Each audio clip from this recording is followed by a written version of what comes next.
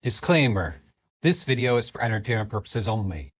It is fully protected under Fair Use Laws, Section 107, Statute Number 17 of the Copyright Act of 1976, which allows for criticism, commentary, teaching, and research of copyrighted materials. Title 17 provides penalties for the deliberate misrepresentation of copyright infringement. Persons, agencies, and attorneys filing a false or frivolous Digital Millennium Copyright Act DMCA complaint may be subject to civil liability. Enjoy the show, everyone. Hello, everyone. Welcome to a very special episode of what I'm calling Conspiracies After Dark. I'm your host, Sandy Diva, and joining me tonight is Real or Not For Real Ever Josh, and we have a very special guest waiting backstage. How are you tonight, Josh? I'm good. How are you? I am doing good. I think we're going to say hello to everyone, but first, let's bring to the stage our special guest, Jen. Welcome to the stage, Jen. How are you doing this evening? Great. Thanks for having me. Thanks for being here with us. We appreciate you. Really quickly, I am going to give a shout out to the room. It's not a normal show. I don't have any names written down. So from what I can see, Super Mario Brothers is first. Welcome, Super Mario Brothers, followed by Lilcam51. Parody Mike is here. We also have Josh in the chat, of course. Mr. Super Sidewinder. Daniel Ripple is here. Astral Fugitive.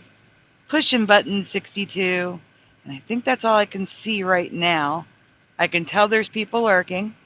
Right now we are streaming on Josh's channel, my channel, and on Rumble. Go-Kart Bob is here. Hello, Go-Kart Bob. Whaler Greg, welcome. Did I miss anyone else in the chat? I'm scrolling to make sure. You say Daniel Ripple? I did say Daniel Ripple. Okay. And there's a few over on my channel, so I wasn't sure. Well, while Josh is figuring out sharing this to the other channels, I'm going to give a little disclaimer here. Well, not disclaimer, but a little overview of what's happening. Jen would like to tell her story, and the story of a very special person to Jen, and their experience with the Ohio prison system, and possibly some things that are not right with how things are handled. And I'm going to leave most of the talking to her on the subject, but I just wanted to give you an idea of what's happening here tonight. Not the normal content. That's why I'm calling it Conspiracies After Dark, not Mandela related. It's okay if this isn't your cup of tea. I did write that in the description. I may do a show tonight, a small show after this at midnight normal time. But for now, if you're not interested in like true crime, Ohio, I guess, but the prison system, and you know the law, how things are handled, it's okay if you skip this one. I understand. But I do ask that you share it because this is something that YouTube probably won't push out because it's unrelated to my content. So if you can, I would appreciate it. If you don't feel comfortable, I understand that too. Welcome, Mandanimal. Using your phone or something, you come in under cold case. You come into the StreamYard with your other accounts Oh, and you come in. share it. Yeah. You know, you stream it to your channel. Oh, I gotcha. Especially Cold Case, because this is where you were putting all of this stuff at, was on Cold Case.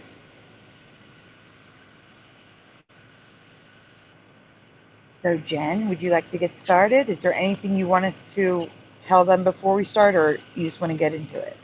Well, when I was speaking with Josh tonight, he said that most of the people that are on tonight had heard the story when I told the story before. So I don't need to go back through the story, except that we're talking about a man who served 35 years in prison for something, for a crime he didn't commit. Prison. All right, Jen, I'm going to have to interrupt you for 1 second. Josh, it's very hard to understand her. And I don't know how to fix this. This is why we're a couple minutes late. Let's see, is this better? Let me just try a few things. Is this better? That is a little better, yes. Okay. Now, did you say that he was sentenced to 1,000 years? The man that committed the crime. Wow. Because of the horrificness of the crime, where he had, abducted 3 girls and kept them for years, and one got away. I think it was 8 years, if I'm not mistaken. And Josh, I disagree. In case people see this, there are people here who have not seen your streams before. I would give like an abbreviated overview of what you're talking about before you get into the new stuff. So, you know what I'm going to do? While they're trying to get headsets, and since Morgan is here, who wants to hear Morgan's song? I sure do. It's been a while. Guys, enjoy Angels All Around Me. Here we go.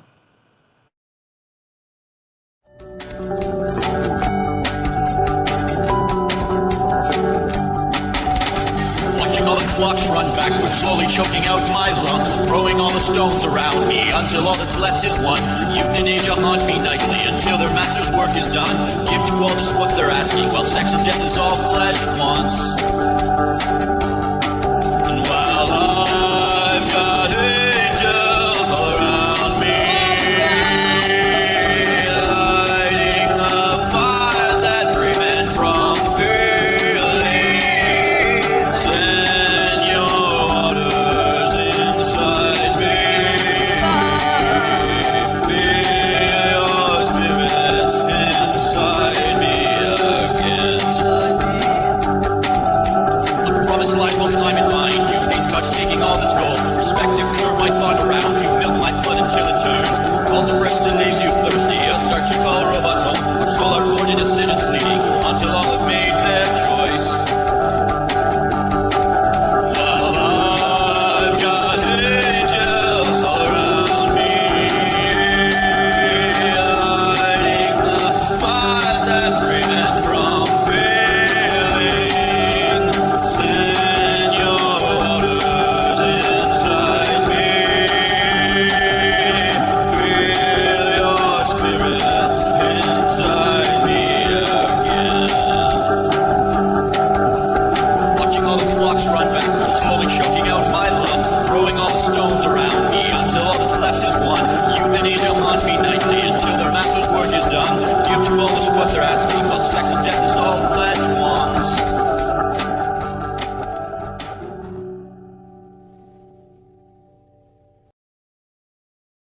Thank you for that, Morgan. I love your song. Really, I do. I absolutely love it. I missed it because it's not holiday.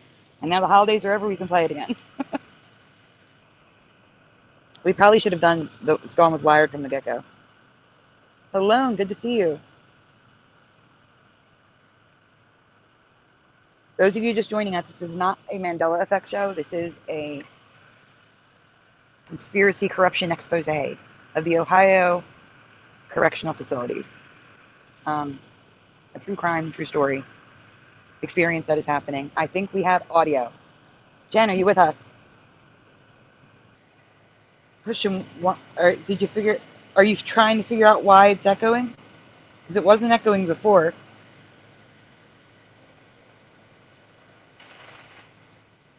How's that? Let me see. Yeah, it's good. Okay, great. Yeah. But yeah, I'm doing okay. How about you? To answer your question from earlier. I'm doing great. Awesome. I'm just, I just, fingers crossed this works because she has a story she needs to get out. Yeah. Yeah, there's a lot that's happening. We lost Jenny. Oh. We lost our special guest. Um, That's why I said I think she needs to give a summary of the backstory for those who haven't seen it. Seen her, heard her story before, but also, I mean, people forget. They see a lot of stuff and they forget things. yeah. And then you never know who's going to be watching this for the first time and has no idea what we're discussing. So I think it's best if Yeah. she should not start from the middle. Bad advice, Josh.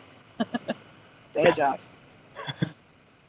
No, we should start from the beginning. What's pertinent, of course. There's no need to go into great detail. Just enough so people can follow. Yeah. Good advice. I think she has to do that. Do you want to keep your camera on or off? Josh? Oh. The camera's Yeah, on. off. Yeah, they want the camera off. Hold on. Yeah. Let me.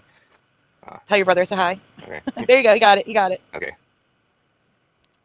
Hi. Hello? Oh, now camera's on. Hi. Hello. He heard you say, tell your brother I said hi. So can you hear us now, Mom? Yes, Okay. Oh, you sound great now. it's on. Yeah. I know, I just took it out of my ear 5 minutes ago. Yeah. Okay. All right. Thank you, Dion. Yeah, you're welcome. Thanks, honey. Thank you. You're welcome. Okay. Yeah, okay, I'll let All right. Jenny? There we go. There she is. Yeah. There she is. Okay. So, guys, thank you for waiting in chat. We appreciate it. I just made a post saying we're back on schedule now. With that, first of all, Jen, please meet pushing button 62. Pushing buttons. Yeah. Jen, Hi. I Hello, wasn't yeah. here to talk. Nice to meet you, Jen. I've spoken with you through the chat, I think. A little bit, maybe. Yeah, during probably on the show that she did with me on my channel. Yeah, right. Yeah. It's nice to meet you. I'll meet you again if that's the case. All right. Jenny, I'm putting you full screen. Please take it away. Okay, let's try that and see Okay. if that works. That sounds good. A girl named Yeah. Mary, a guy named Carl, and they met at a Jerry Lewis telethon. And Carl was always doing community service. He and Mary fell in love. Mary had a mother named Kitty. Who? What does he live on the laptop? Okay. All right. And so they fell in love, and Mary had a mother named Kitty. And Kitty had a boyfriend named Ariel Castro. Jenny, are you still with us? Okay, let's try this again. So anyway, Kitty's boyfriend was Ariel Castro, who later was sent to prison for abducting girls, 3 girls, and holding them for 8 years. And so he was then convicted. One of the girls got loose, told on him. He was convicted and sent to prison and only lasted for 10 100-year sentences or something like that. And he lasted about a week in prison. All right, pause for 1 second. For those of you in the chat, she's speaking about the case where the girls were in the house for years and no one knew. 8 years. 8 years. I remember it clear as day. It was a horrible case. It was And it was over. a miracle. Yeah, it was nationwide on the news. Mhm. Yeah. So Carl ran into Ariel at Mary and Kitty's house because Carl was there for Mary. Ariel was there for Kitty. They were lovers. And she broke up with him. And he told Carl, if I can't have her, nobody can have her. A month later, she's found bludgeoned to death in her. What was the last thing you heard me say? She was found bludgeoned in her Living room. Okay. And Carl and Mary walked in and found her there. And Carl leaned down to take her pulse and got blood on his sweats and got up immediately and called 911. And the police came and were questioning him and Mary. And he and Mary was crying, and Carl said, leave her alone. She just lost her mother. And Carl waited for them to come. And then when he said that, they threw handcuffs on him and threw him in a chair. Later on, they took him to jail, and they arrested both of them, and consequently turned Mary loose, and she was handicapped. She had multiple sclerosis. So Carl went to jail, went to trial. The attorney offered him $75,000 if he would confess. If he could come up with $75,000, he'd never see the courtroom. There was a guy in his cell, and he looked at him. He was a drug dealer, and said, "If you can come up with 100,000, you will never see the courtroom." He opened a suitcase that his friend was with him, and gave the attorney the suitcase, and the guy walked out of the courtroom. And All right, I'm going to stop you right there. So that is the first sign of corruption. Like, I can't even imagine that. Like, they're just paying off the judge. exactly, and the prosecutor. So then they took Carl went to trial, and they offered him 7 to 20 if he would confess, and he said, "I can't confess. I'm a Christian, and I'm not going to lie about something I didn't do, and I didn't do anything, so I'll just go to trial because I'm not going to be convicted because I'm innocent." Wrong. So they convicted him and gave him 30 to life. He has now served 35 years. And I met him years ago, but became close friends with him a year ago, in December.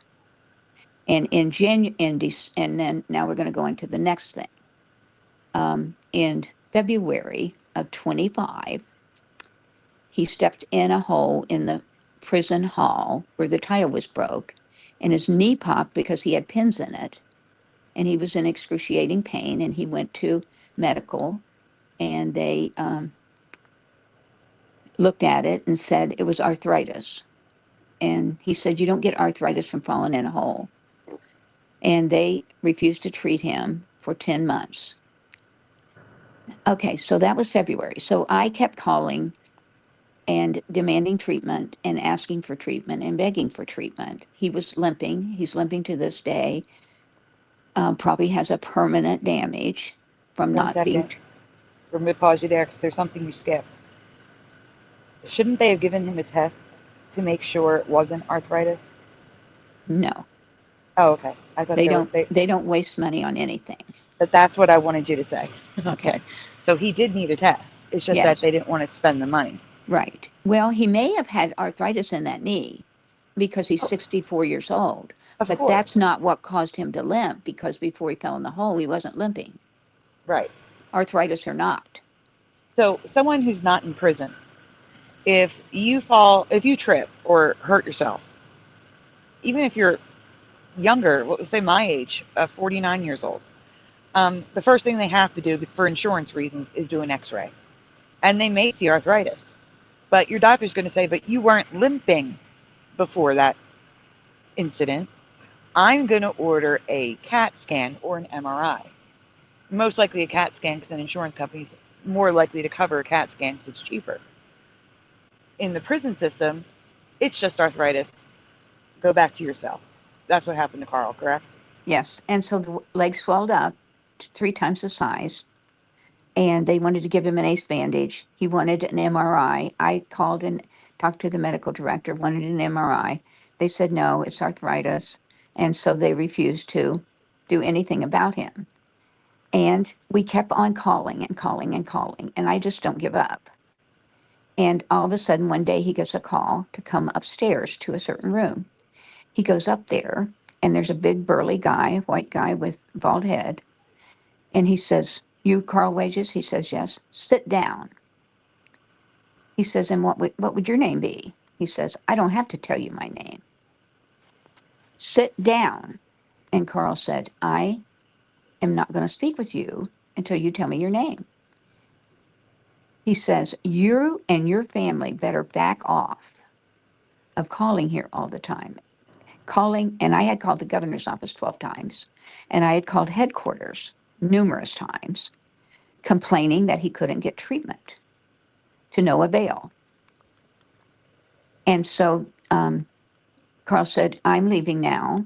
When you decide you want to tell me your name, I'll have a conversation with you." So he walked out. Another inmate says to him, what's the intimidator doing here with you? And Carl says, what do you mean? He says, this guy is an intimidator, and they call him down when somebody's making too much noise.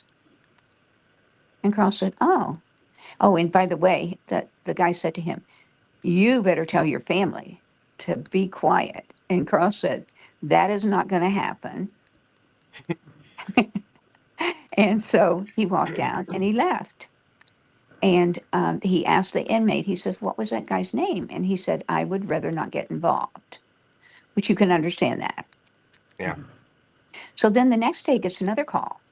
He goes back up to the same room, and there's a man there, and he says, my name is David Downton, and I'm an attorney from Legal Aid, and I'm here to help you with your medical issues. And he says, tell me about your medical issues. And Carl goes through the whole thing, month by month by month.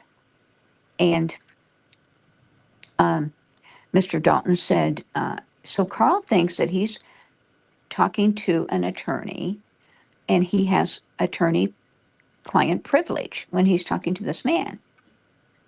And so the guy shakes his hand and says, I'll be back. So the next day I said, Carl, did you get his name? Did you get a card? No. I was too upset and didn't know what was going on, and I just didn't think of it. So I said, well, never mind, I'll call Legal Aid. So I called Legal Aid. They never heard of this guy. Then I called the, what's the other one? Public Defender. They never heard of this guy. I called the Columbus Bar Association. They never heard of this guy. I called the State Bar Association. They never heard of this guy. So he was not an attorney. And Carl gave him his all his personal information, thinking he was speaking to an attorney. So the next day I called the medical person, head of the medical at his prison, and I say, tell her what happens. And she says, that did not happen. Okay. So that goes on, and then we're just focused on getting his leg fixed or treated and kind of put that by the wayside. And on August 4th, he wakes up in the middle of the night, and his heart is pounding out of his chest. His pulse is racing. He thinks he's having a heart attack. He goes to the desk and says, I need to go to medical. His CO calls down to medical and says, this man thinks he's having a heart attack. He's white as a ghost and, blah, blah, blah, blah, blah. And they said, tell him to come back tomorrow at 2 p.m., 12 hours later. Which I need to interrupt. That's insane. If someone thinks they're having a heart attack, seconds matter. 12 hours? That's insane. I'm sorry. That's agree. okay. Say that. That's okay. I agree with you. So he goes back to his room and he has nitro in his room because he has heart issues. And he takes a couple of nitro and it settles down. And since August 4th, I have been trying to get him an appointment at OSU to see the cardiologist, because he had seen a cardiologist in 2017 and they had told him to come back and they would never let him go back. So he hadn't seen one 9 years. So when this happened, I insisted that he see one. And so they said they would, and they would, and they would, and months went by. And then in November, they called him down. Oh, we just found your order to see this cardiologist, and we're going to set up a telemed appointment for you. So on November 13th of this year, or last year, Carl has a telemed appointment, and the cardiologist, same one that saw him at 17, said, why didn't you come back for your follow-up? And he said, they wouldn't let me. And he says, well, we need to do this, this, and this. And he told him 3 things that they needed to do. And November 13th. And so then I gave him a week, and I started calling, when are you going to do this? When are you going to do this? This was recommended by it was recommended. That's all. I said, when are you going to do it? And they kept putting me off. And December 28th, Carl starts getting dizzy. And he fell out of bed. And he's a big guy. He's 6'4" and weighs 250 pounds. And it took a few guys to get him up. And they took him to medical. And he laid down there for 4 or 5 hours and was then able to walk. And he went back to his room and they said, "We'll see you. You can see the doctor tomorrow." So the next day, Carl went down 3 times to see the doctor. And they said, "You got to have an appointment. You got to have an appointment." He says, "That's why I'm here." So they never gave him an appointment. And that was the 29th of December. And so on the 30th of December, it was his birthday, and we had a little special thing, video visit, and a little birthday celebration planned. And we have a prayer call every morning at 7 a.m. From 7 to 7:15. There's a teaching and a prayer. And we've been doing it for months, I would say 7, 8 months. And he never misses that prayer call. He calls me, before it starts, and we have a little good morning, and then we do the prayer call, and then we have our devotions. And so he didn't call. And I was like, well, maybe, I know he's not feeling well. So maybe he just is tired and sleeping, and I'm trying to reason with myself, but he doesn't miss the prayer call. And so then I kept checking my text, and they have a tablet that they can text, they can call, and they can video visit on. They can send cards and pictures, and they can receive cards and pictures. So all for 10 cents each. So I keep checking my text to see if he's text me, and all of a sudden there's a word pops up, and it's HELP. And that's all. And it shows you who it comes from. And it was from Carl. And I totally panicked for a couple minutes. And then I got myself together. And I said, "Now, what should I do?" And so I called his case manager. And I said, "I got a very alarming text from Carl. Would you go check on him?" And he comes back 20 minutes later and said, "He's in medical. He was unresponsive." So I start calling down to medical, and they won't tell me anything, and they won't tell me anything, and they won't tell me anything. Hours goes by, and they won't tell me anything. And I found out through a friend that if they're en route to the hospital, they do not allow you to know it, because you could, get a gang of people and, stop the van, and, you know what I'm talking about. Try to break him Yeah. out. Yeah. Yeah, try to break him out. So he, and so then I waited, and it had been several hours. So I called to OSU, Ohio State University Hospital, because they service all the 29 prisons in Ohio. And they said he had been admitted. So I at least had some confidence that he was in the right place. And so then I couldn't talk to him, and I just kept calling. And then I just was, wanting to know his condition. And I called a friend who had a little clout, and she called somebody she knew and found out that he was okay. He was responsive now, and that they were going to do tests and find out what was wrong with him. And that was on the 30th of December. And so then we've got the 31st, which is the day before New Year's. And, half the staff is working. So, but they did start some tests. They did a chest x-ray. They did a head x-ray. He saw a neurologist, checked out his brain, saw a cardiologist. They did a CAT scan, and then they did an MRI. And they discovered that he had a 79% blockage in his carotid artery. And that's very dangerous, in case you don't know. And so they, once the holiday weekend was over, then they started, doing some things. And they sent, so he's still dizzy, can't walk, has ringing in his ears. And that was not related to anything. The way the nurse said to me was, we ruled out all the bad stuff. Oh, we lost her. So Oh, there you go. they, You're back. okay, they ruled out the bad stuff.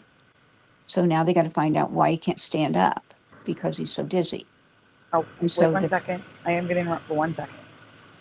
I just want everyone to remember that he has nearly an 80% blockage in his artery, which could also be restricting blood flow, which could be making him dizzy.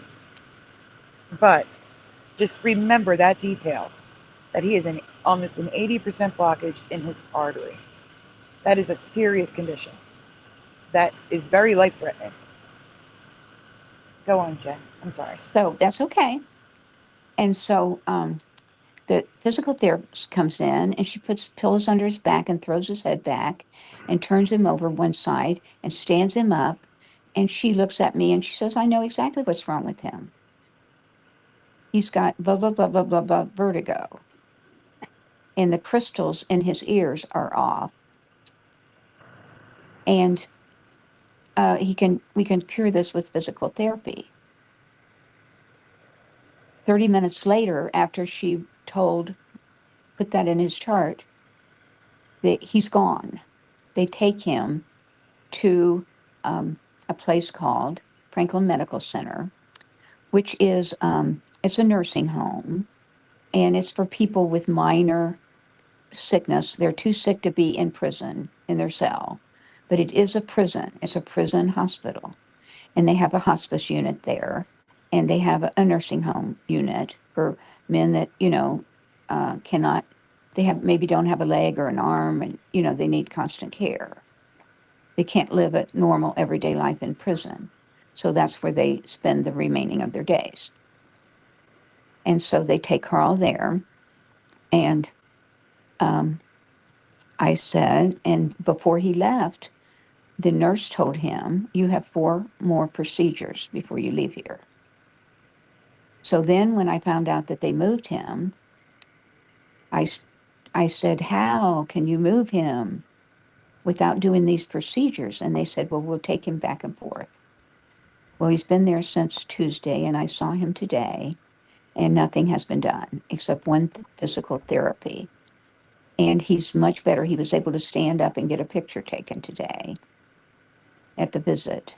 And that's the first time he's been able to stand up by himself since the 30th. So I called the medical director today, and I said, oh, let's go back. I was going to say, you missed something about the Innocence Project. Yeah, so we had contacted the Innocent Project, and I had contacted them, and they had sent him paperwork to fill out. And it didn't come, and it didn't come, and it didn't come. And we had so many other things that we just kind of put it on the back burner. And one day Carl was sitting there, and this man come up and said, Carl, there's some mail that never got opened. And he said, I found it behind the cabinet in the break room. And it had your name on it, and I knew where you were. So he hands him the paperwork, and it's the Innocent Project paperwork for him to fill out because they're interested in his case, because he's obviously innocent, but he spent 35 years in prison. And so we're talking about, so we fill out the paperwork together. I help him. And then we get ready to mail it. And he says, what kind of guarantee am I going to have that this is going to go out? I said, well, send it to me, and then I'll mail it. And they won't know what's in it, if you just send it to me, and you send me stuff all the time. So then he said, well, you know what I could do? I could do a return receipt requested. So he went and paid $10 to get, one of those little green slip that you're supposed to get once they receive it. It tells you who signed for it and everything. You're aware of what I'm talking about? Yes. Mm-hmm. And so he's never gotten that back. So that's the other thing I have to do on Monday. I just call the mailroom and ask why he never got it back. So I'm going to pause you there a second. So just to reiterate what she said, the Innocence Project mailed him a packet, and for 5 months, it did not get to him. For 5 months, it sat behind a cabinet in the break room. And finally, someone brought it to him, and he sent it back, and somehow it didn't make it to them, which is just mind blowing. The Innocence Project, for those that are unaware, is a group of lawyers that donate their time to reinvestigate cases where they believe innocent people were put into prison, and they try to free them. It's free. Yeah, they donate their time, their resources, because they see these men and women as victims, because they are victims. They were innocent and sent to prison. And a lot of times it was before DNA testing. DNA got corrupted. You know, there's not corrupted, what's the word I'm looking for? Contaminated. That's the word I'm looking for. Things like that. So they were interested in this case. And 5 months was wasted because it was behind a cabinet. And then he finally mails it to them, and they never receive it. So I'm I going to mean, call. I'm going to call okay. Monday and confirm that they never received it too, Okay. because they may have just not given it back to him. But I am going to check that out. But so on December 26th, the day after Christmas, before he got sicker, he was called on up to have an appointment at the psych office. And he calls me and he's all upset. Why they're trying to say I'm crazy. I've never been to the psych office in my life and never had any issues. And why are they doing this? I said, just go see what they have to say. I said, Carl, it could be good news because I had the week before sent a 10-page document to the parole board asking for an early parole hearing. Now, let's go back a minute. He's been up to parole for 4 times. After 20 years, he could go up for parole, and they have not allowed him to leave. And one of the reasons is he refuses to say he's guilty because he said, I'm a Christian and I'm not going to say I did something I didn't do. And if, he would be proven innocent, the state would have to pay him for 35 years. Yeah. But if he admits to the crime, then he would have no case. So I read the handbook and went through all the, it took me months, put this package together, and I went through everything they said that you had to do to get a early parole hearing and documented that Carl had done every one of them. And the last time they said that he didn't get parole because he had a recent ticket, and he had a ticket, but they didn't bother to see that he was found not guilty. And a ticket is a reprimand for doing something wrong. And there's all kinds of different punishments that can come with a ticket. It can be, they can hold your commissary, they can hold your phone, they can hold your visits. There's always different, degrees of punishment. And he was held in what they call the hole for 3 months while they investigated it and come to the conclusion that he was innocent. But the person that looked at the parole didn't bother to find, they saw the ticket, and the ticket never goes away. But it's the disposition of the ticket is down at the bottom, and you have to look for it. And they said he didn't have anywhere to go, and he did have some places to go, but he didn't have anything documented. So this time we had 4 choices for him, and they were all 4 documented with letters of acceptance. So, it was a pretty good package, I thought. And after she got it, she says he doesn't qualify. And I says, why doesn't he qualify? He met every requirement. She said, because the rule said on page 27 that if you get 7 years on your last parole and you serve half of that time, which Carl served 4 years, he got 6 years and he served 4 years since his last parole. And that you have, that's one of the things that you can have, and your circumstances have changed, which they have. And then you can you can get an early parole, but not if you had 6 years. And he got 6 years. And they did that on purpose so he wouldn't qualify for an early parole. So officially, right now, he has 2 years. But, you know, we're not accepting that. We're going to try for a medical relief now and whatever else we can come up with. So we're going to fight, continue to fight for his freedom.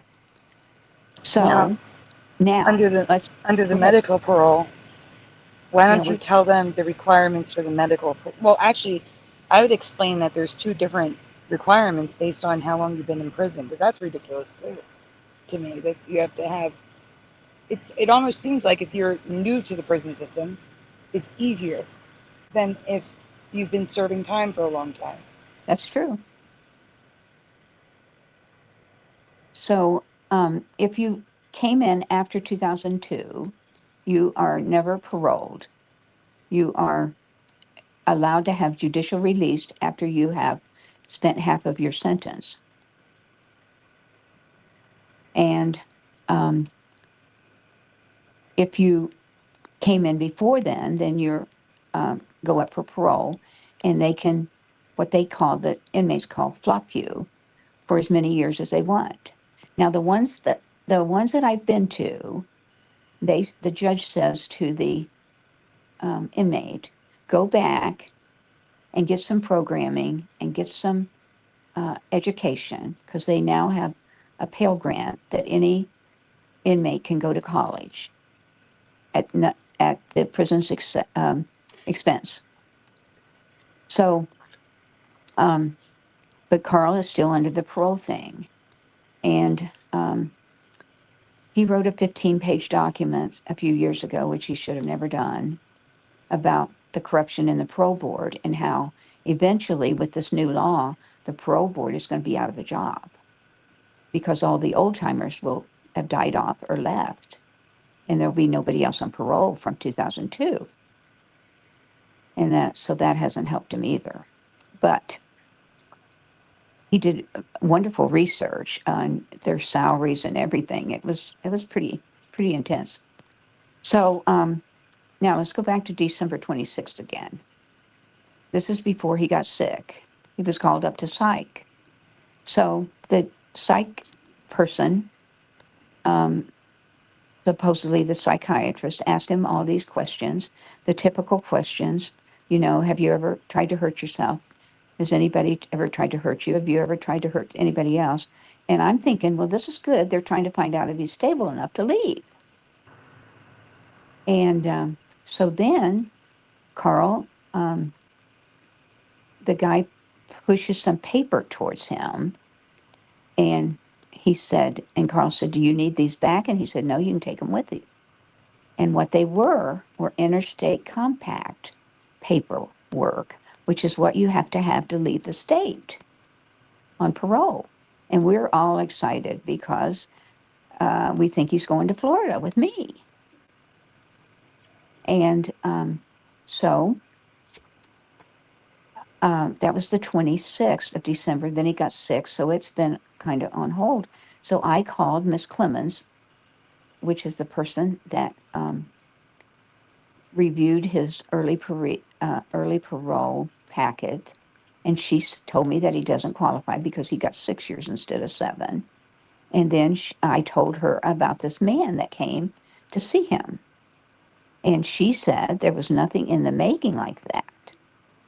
So now we have a third fake person.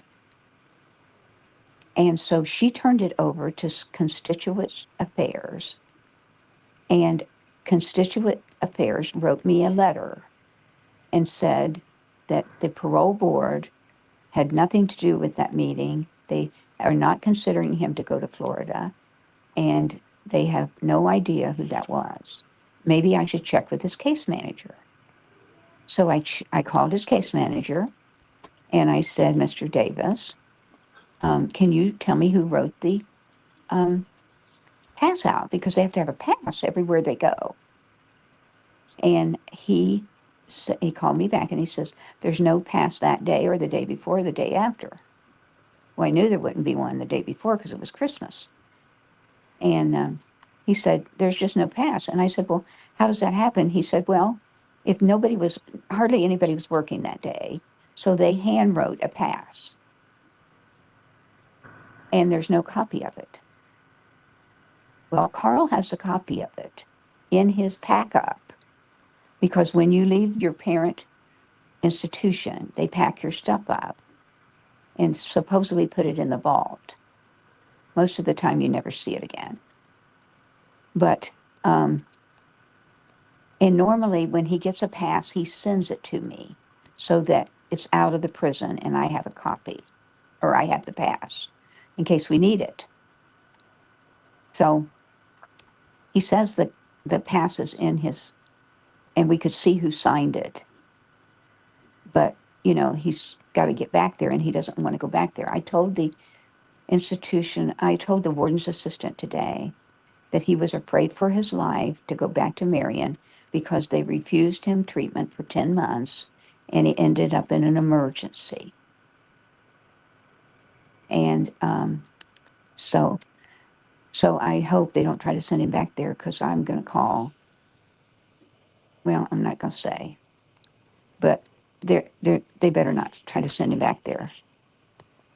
And that's my fear with the medical release. They could try to deny it because they have a hospital for him to go to. That worries me. So what I'm going to do, but I will say this, I'm going to OSU on Monday. I have his power of attorney and I have a HIPAA form. And I'm going to get a copy of his records in case I have to take them somewhere. And, you know, I have a lot of options. I have the newspaper. I have my congressman, his congressman, the governor's office, the Justice Center, NAACP. You know, I have a lot of options, so I'm going to get my hands on a copy of his records. And then I'm going to start calling the prison every day to say, when is this artery thing scheduled? When is it scheduled? Every day I'm going to call. That's good. I mean, that's a good plan. So we have 3 fake people that have seen him. The intimidator. Now, what the attorney was about, I thought afterwards, I know what the intimidator was about, which didn't work. It just made it worse. And the attorney was about him just kind of backing off because he thought this attorney was going to take care of it. That was the only sensible thing to me. Is there any other thoughts on that?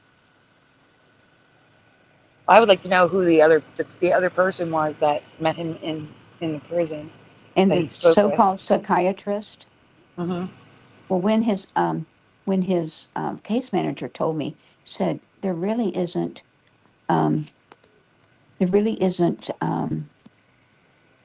wasn't very many people there that day. I said, how convenient. That is convenient. Oh, Everything is convenient when it comes to the answers they give. Now, here's something else I thought. So when I called the medical director to tell her about these 2 people that came up to see him, the intimidator and the attorney, she says that did not happen. That didn't happen? That's what she said. She's basically calling you guys liars. Yeah, no, not basically. She absolutely is calling. Well, she's calling Carl a liar. That's what she's doing. Yep. It's almost like, and it's. Let me correct myself. It's not almost like. It is like the prison system wants to keep the prisoner there for the continued stream of money. It's job security, and 75% of the people who work for the state of Ohio are Justice Center related. It's a whole industry. Yep.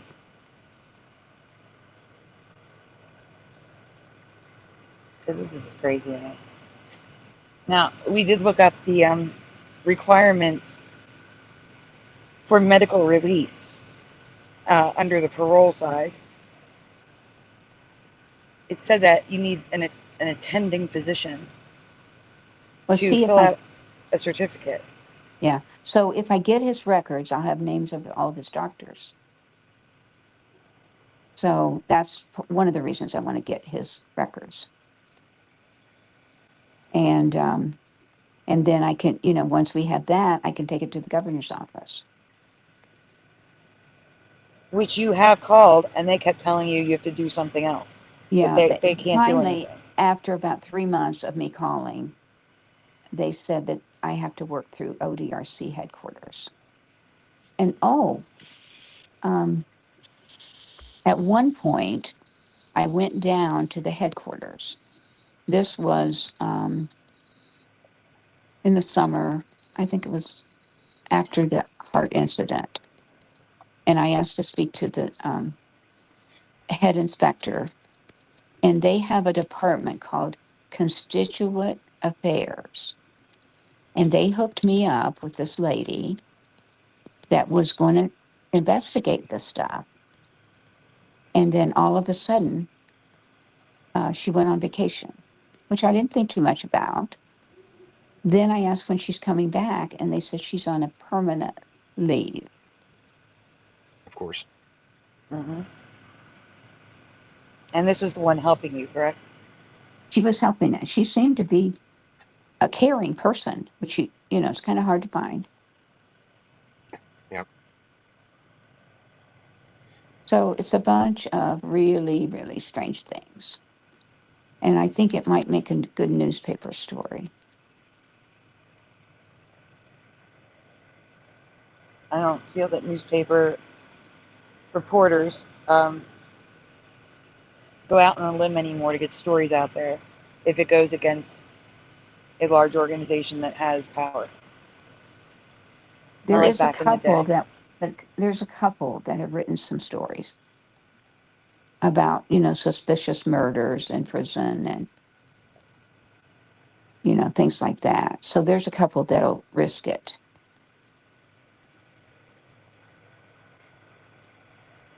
Do you know But I've been, who they are? I have their name somewhere. And there was even a lady from England that contacted Carl and wanted him to do a story about his innocence, and the prison wouldn't let him. But if Of I'd been course. involved, I could have done it for him.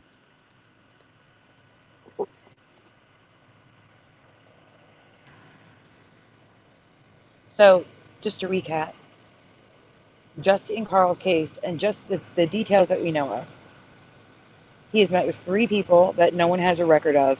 No one knows what he's talking about. And one was even implied Carl was lying.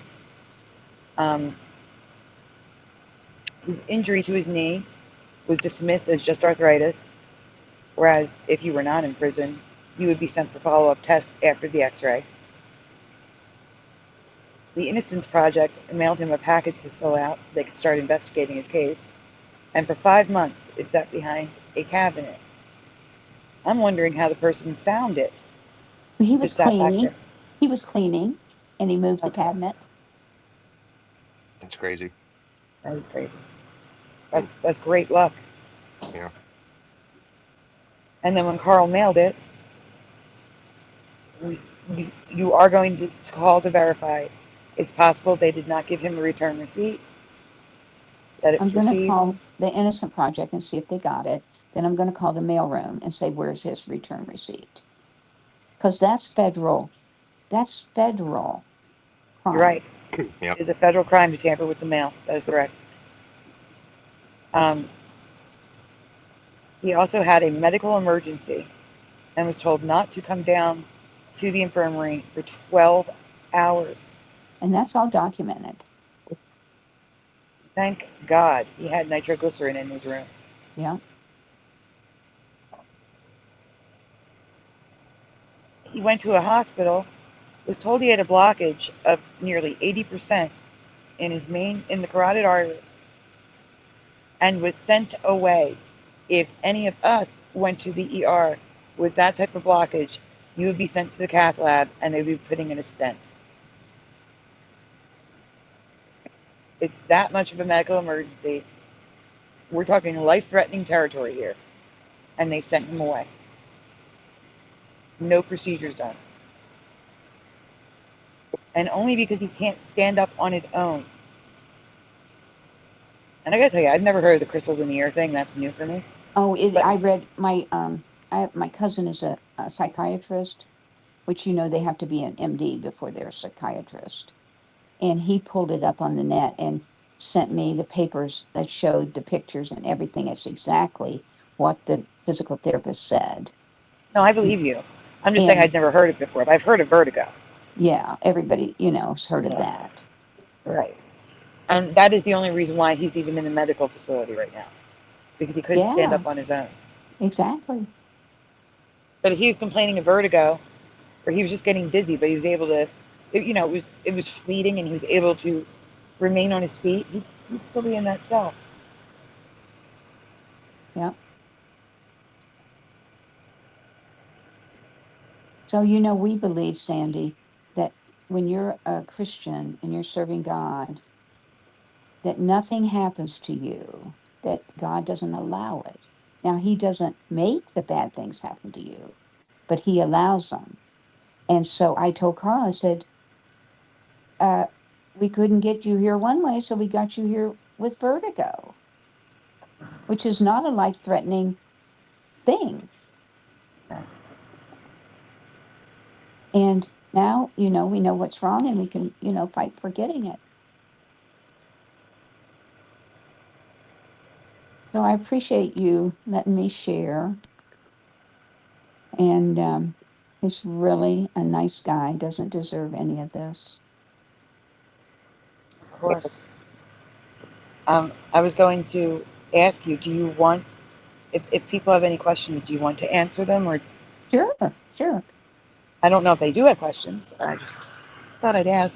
Well, I can read some of the comments regardless. okay. So, hi, Splatter. So the prison system has a two-tiered system.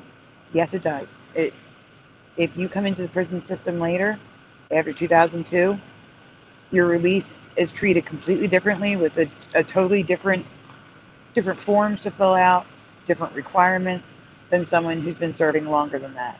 It's kind of crazy. That was Daniel, by the way. Bigger Pick says I will be praying for Carl.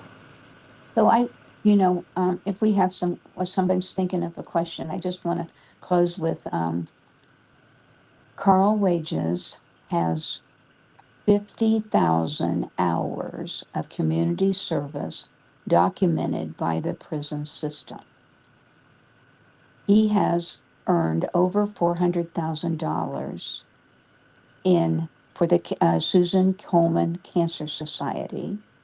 They have a walk every October, and Carl's church sponsored him for 20 years. He has walked 60 miles, 20 miles a day for 3 days to get this money for the Cancer Society. Last year, he provided Children's Hospital 505 pounds of pop tabs, which Children's Hospital gives 1 minute of free dialysis to any child whose family can't pay for every pop tab. If you know what I mean, that when you take a pop and you tab it, that little tab up there is it's aluminum. Mm-hmm. And it's worth money. And he saved 505 pounds. And I have a letter from Children's Hospital verifying that. I have a letter from the Susan Komen thing verifying that. I have a thing from the prison verifying that. He's also walked for muscular dystrophy and many, many, many other things. He also has 5,000 hours of training seeing eye dogs. He's worked in 14 hospitals since he's been in, serving people as an orderly, has 5,000 hours of medical training. He has every certificate that they offer. He has not been in trouble in 35 years. And what good is keeping this man in prison?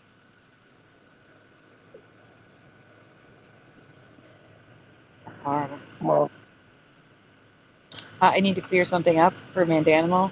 Carl did not pay any money. The person in the cell with him, a drug dealer, paid money. According to Carl, the drug dealer that was in the cell with him, his friend brought a briefcase of money for their case. But Carl didn't pay anything. He went to trial. Because he didn't have it.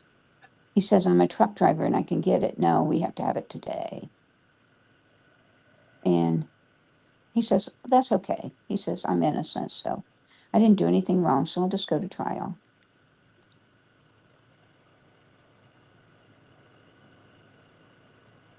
That's the thing, though. It doesn't matter if you're innocent or not. It matters how much the prosecution has spent putting the case against you together. And how much his defense attorney wants to put into it. It sounds to me like his defense attorney didn't do a really good job. So Carl asked them at the trial, check under her fingernails because they said she had defensive wounds. And they wouldn't do it. And Carl's 6'4" and weighs 250 pounds. And he said at that time he was 30 years old and just all muscle. And he said Kitty was 5'3", weighed 139 pounds. And Castro was 5'4" and weighed 130 something pounds. So they were pretty much the same size. So that's where the defensive wounds came. And at the trial, I got his transcripts, 685 pages of them. And at the trial, Castro got on the stand and said that Carl told him he was going to kill Kitty because Kitty killed his dog. And Kitty did not kill his dog. His dog ran out in the street, and Kitty and Carl drove to the vet to see if he could do anything for the dog. The vet said no, that the dog would never be normal again, and it would cost $5,000. And Carl said, I can't do that to an animal to make him live and he took him home and shot him and buried him in the backyard. Oh, God. Oh, my God. And how do they not check under her fingernails? yeah, that's like standard procedure. Yeah, exactly. Right. And they wouldn't let Carl get and tell his story. I think if he could have told his story. And the other thing that we found out, two things we found out, that the man that come and got Kitty was on the fire department. You know, they called for a bus in case she was still alive, you know. And that man that came and got Kitty was on the jury. And Carl had a 5-day trial, and it was Friday. I guess it was a 4-day because they did the jury on the first day. And this the Innocent Project or somebody, I forget who it was, interviewed one of the jurors, and they said it was Friday. We just wanted to go home, and we couldn't we couldn't agree, so we just decided to go along with the guilty. Wow. That's horrible. That's crazy. Yeah. But going back to the fingernails, like I was saying, back then, 35 years ago, DNA was not used like it is today. Right. And they may have the DNA from under the fingernails, but didn't use it then. No, they didn't even take it. That doesn't make that That's doesn't. mind-blowing. That would be like a mistrial. Well, yeah, for sure. Because if they didn't do it at the crime scene, the medical examiner should have. I was going to Or say, an autopsy. Yeah. should definitely have been something done in autopsy. Yeah. Latest. And she had bruises underneath her arms. So, honestly, if Carl would have wanted to kill her, all he had to do, there would have been no fight. 5'3", 139, 6'4".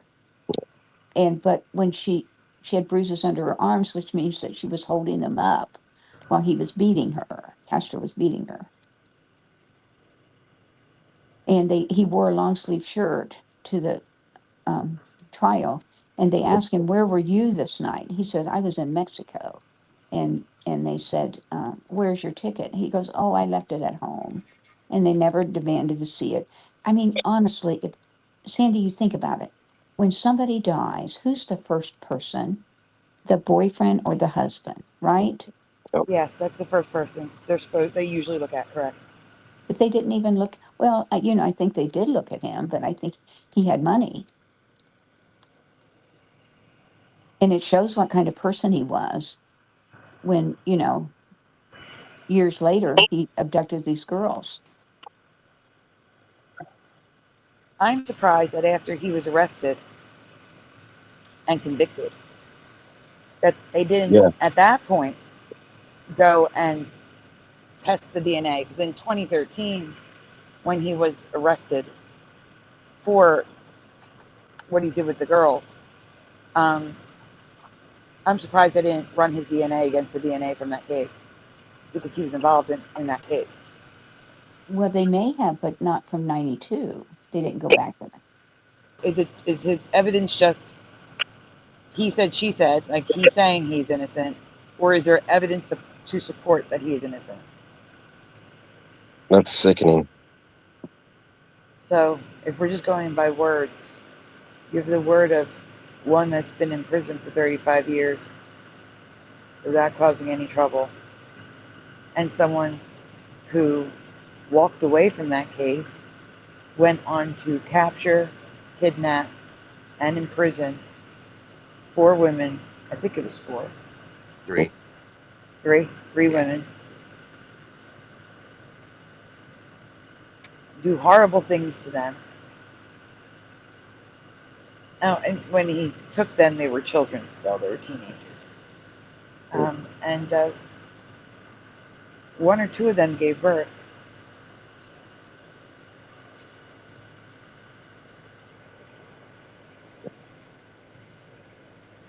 So Terrific. if you had to choose between the word of one or the other, which one would you choose? I know I would choose the one that's in prison who hasn't caused any trouble. Now, Yeah.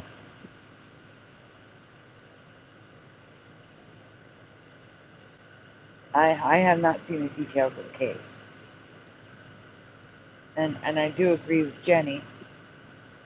I am surprised that they did not look at the husband boyfriend first. Maybe they did though. And maybe just because he was in Mexico, he was cleared. Maybe they were able to verify he was in Mexico. I He don't know. left his ticket at home. Okay. Yeah, right. Don't worry about it. Man. But That's all. Carl was saying that he actually got home from Mexico the day before, before the night, the day before. But he said he lied and said he was in Mexico still. That's why he didn't have his ticket, is because if he had his ticket, it would show that he was Yeah. actually, back in Cleveland the night before. Wow. But I talked to her. The reason she got kicked out, Oh. or she got muted or whatever, it was because Carl was calling her. So, Oh, so she's talking to him. So she told me to tell you, thank you for having her on, and she appreciated, everything, and she'll try to hop on and catch some of your show tonight. okay. Well, if she's awake, tell her don't push yourself to stay awake. It's late. But I wanted thank to you to thank her for Jenny. sharing. Yeah. Yeah. Right.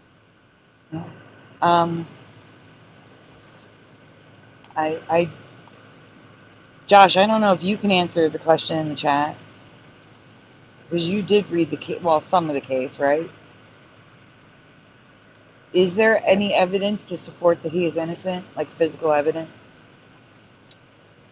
Or is it more just a lack of testing physical evidence, like there wasn't DNA testing back then?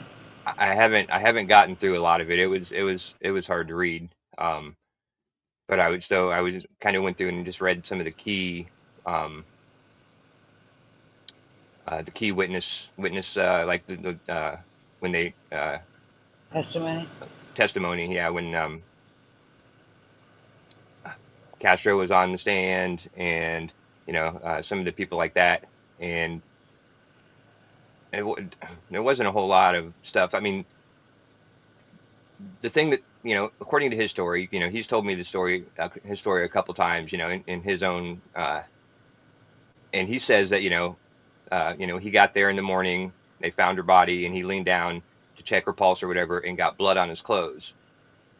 And then he was arrested that same day, that same morning when the cops got there, in those clothes. But then he also said that when he, during the trial, there was 2 different police officers that testified that those clothes he was wearing, that he claimed he was wearing, he was booked in, into the prison with. The police officers testified that those clothes were folded up, and looked like they had freshly been washed. And one of them said they were in the back seat. They found him in the back seat of the car, and the other officer said they found him in the trunk. Huh.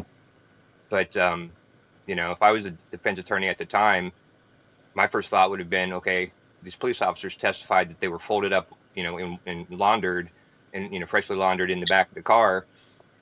Why not just pull the police tape when he got booked in that morning and see that he's wearing those clothes? And that would tell you that those 2 police officers were lying.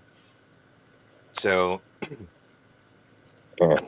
that was my thought of, but I mean, obviously we can't go back now and get any of that stuff, because I mean, I'm sure they don't have 35-year-old footage of, the prison, the intake, or you know what I mean? But if his attorney was worth the shit, back then, that would have been the first thing I would have done, and I'm not even an attorney. So Not only that, there's also the photographs, because they're going to photograph his hands and everything when he's booked. It would show if there's blood on his hands. If there's blood on his hands, then how did he launder the clothes with the blood? You see what I'm saying? yeah. Like, that doesn't add up. And it also doesn't add up that one would say the trunk and one would say the back seat. Yeah, right. And yeah, and I haven't found those testimonies yet either, but that those are the next ones I was going to look for, is the police officers that testified that, because that just doesn't sound right at all. Like that's enough for a reasonable doubt right there. Yeah, that's huge. And it just bothers me that I don't know if I believe that they didn't swab under the fingernails. That doesn't make sense. Right. Yeah. That bothers me a lot. Yeah, me too. If the police didn't do it, the medical examiner would. They are so thorough. Yeah. Let me see if there's any more questions. It's okay, man, Daniel. It's okay to be skeptical. You don't have to say you're sorry. So are you more at ease about everything now, Josh? Or I mean, I don't know when you I guess got all this information. I guess maybe you've had it. I don't know. Yeah. Yeah, I've had the transcript of the court case for probably a couple months now. I don't know really still. Like I'm still still working through it, but It's long, right? it is long. Yeah, I think it's 675 pages or something. Yeah. So it's not an easy read. Yeah. It's not. Yeah. Man, it was nice hearing her side and hearing all the details, or hearing his side, I guess, through her, and it makes me feel a lot better about the situation. Like just hearing all that tonight. But yeah, that's been in the back of my mind, and one of those constant things that I'm sure you're really thinking about a lot.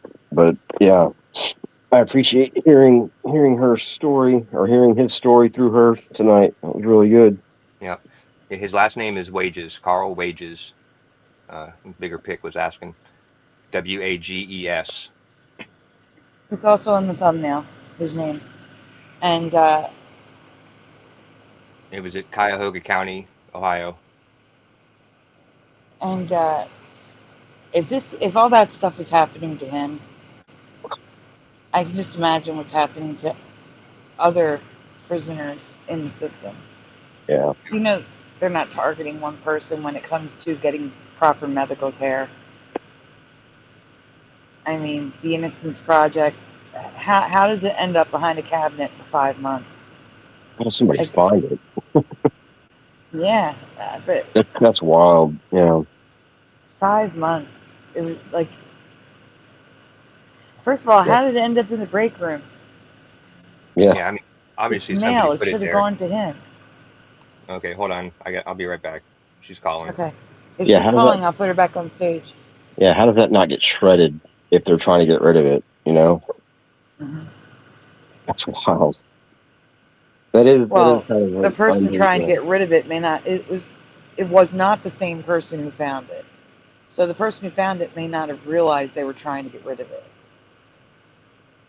Yeah. Man. And that's an assumption. We are not saying that someone was trying to get rid of it. Maybe it fell behind the cabinet and they forgot about it. Yeah. But who moves a cabinet when you're cleaning? You know. That's odd to me too. Yeah. I agree. Especially. Yeah. Yeah. Hmm. That seems that part does seem a little bit unbelievable, kind of to me. But I mean, not unbelievable, but outlandish, I guess. All right. You back? She's back. I had to put her on stage. Yeah. Okay, you got her. Yeah. Can you hear? But yeah, if like I said, his name is on the thumbnail if you want to verify it. It's the Carl Wages story. Yeah, she's got all the receipts of all the good that he's done, even from behind behind prison walls. Mm-hmm. That says a lot, I think. 50,000 hours of community service. That's unbelievable. That is unbelievable. Well, And 35 years is a long yeah, time too. I mean that's yeah, but that's amazing. That's wild. I mean, that's longer than that's longer than some of the people in our chat have been alive. Yeah, I mean yeah, that Wild to me is going to a hospital with an 80% blockage in your carotid artery and being sent home.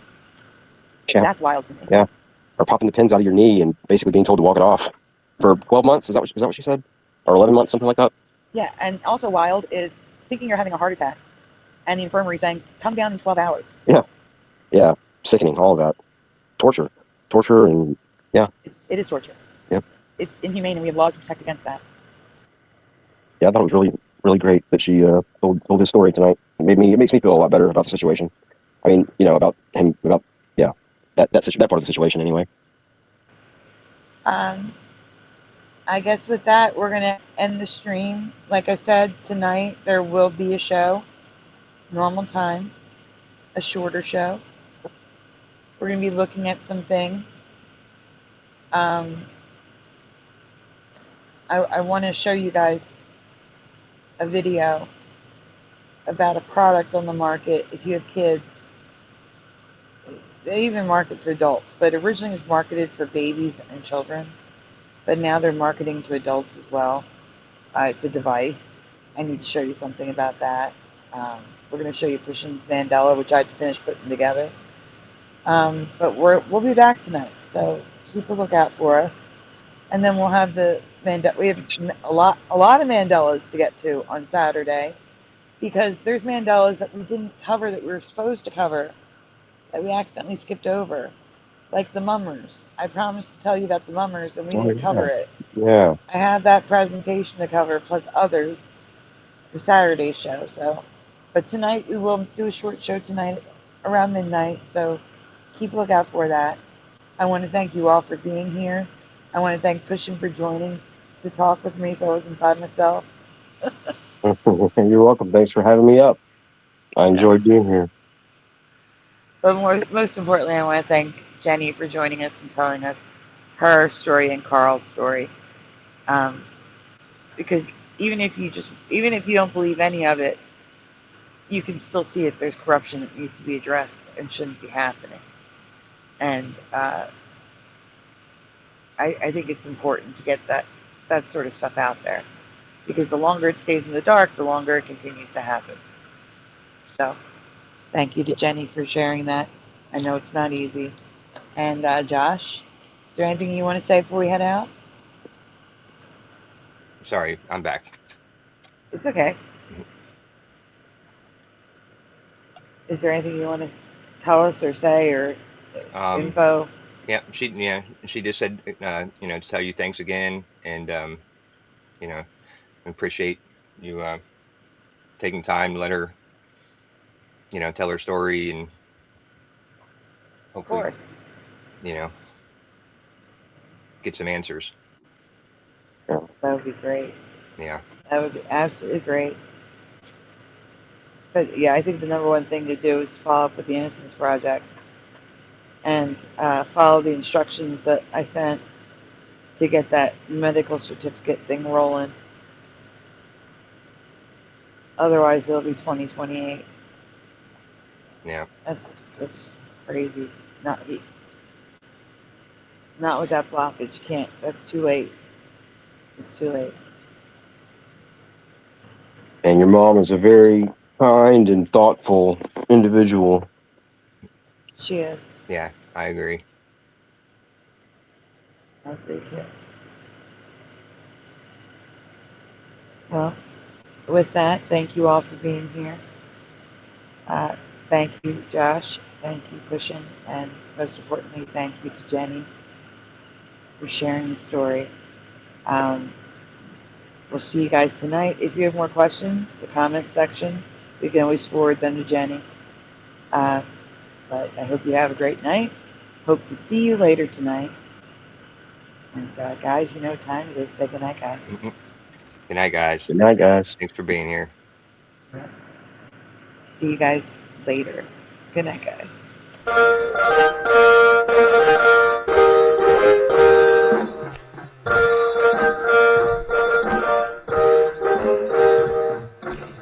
Smash the two, smash the two, smash the two, smash the two.